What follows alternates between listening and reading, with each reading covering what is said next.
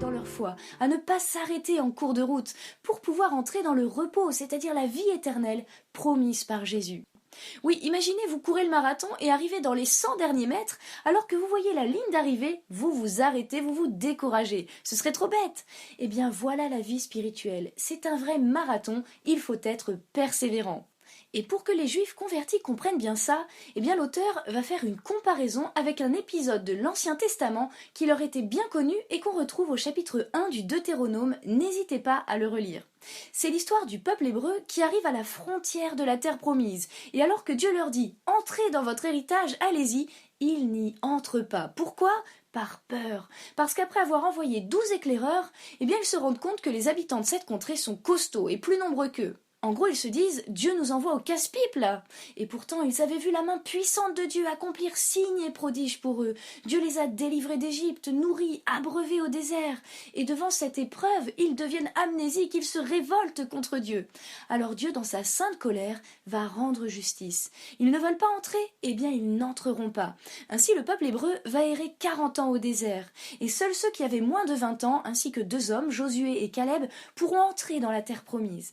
Donc vous avez compris, en reprenant cette histoire, l'auteur désire dire aux Juifs convertis de son époque « Tenez bon, gardez la foi jusqu'au bout, ne faites pas comme eux qui se sont révoltés contre Dieu et n'ont pas eu la terre promise. Car vous, ce n'est pas un repos terrestre qui vous attend après la longue marche de votre vie, c'est bien plus que ça, c'est le repos céleste, le ciel, la vraie terre promise acquise par Jésus. » Et tu sais, Dieu te dit aussi à toi, comme au peuple hébreu, entre dans la terre promise, c'est pour toi. Alors ne te décourage pas. Et même si tu te rends compte que tes péchés sont costauds et nombreux, eh bien sache que la victoire réside dans la miséricorde de Dieu. Ainsi, mets ta foi en Jésus, offre-lui tes péchés, avance dans son amour, et alors tu entreras toi aussi pleinement dans ta patrie céleste, ton repos éternel. Et en parlant de repos, je vous propose aujourd'hui qu'on s'arrête sur le verset 4 de ce chapitre qui déclare « Dieu se reposa le 7e jour de tout son travail ». Frères et sœurs, si Dieu s'est reposé après avoir créé le monde, c'est pour nous donner un exemple. C'est pour que nous aussi, à sa suite, une fois dans la semaine, eh bien nous nous reposions du travail effectué. Et c'est pour ça que Dieu a institué avec le peuple hébreu un jour de sabbat. Sabbat, ça veut dire s'abstenir. Un jour où on s'abstient de travailler. Un jour consacré à Dieu. Un jour qui préfigure même où nous irons nous reposer définitivement auprès de Dieu. Et vous savez, depuis la venue de Jésus, ce jour pour nous chrétiens, c'est le dimanche, jour de la résurrection du Christ, afin que nous n'oublions jamais que notre repos est en Jésus, lui qui nous a donné la vie éternelle.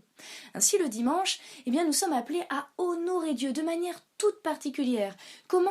Eh bien, en assistant bien sûr à la messe et en prenant le temps de prier, mais aussi en nous reposant du travail effectué la semaine, sans chercher à faire plus le dimanche pour gagner plus, mais au contraire, en prenant du temps avec nos proches, en visitant une personne dans le besoin, etc. C'est pourquoi, comme défi Open Bible, eh bien, je vous propose de préparer votre journée de dimanche prochain, afin de l'organiser au mieux pour honorer Dieu et vous reposer auprès de vos proches. Bonne journée à tous et n'oublie pas, quand le dimanche a lieu, repose-toi en Dieu. À demain sur Open Bible.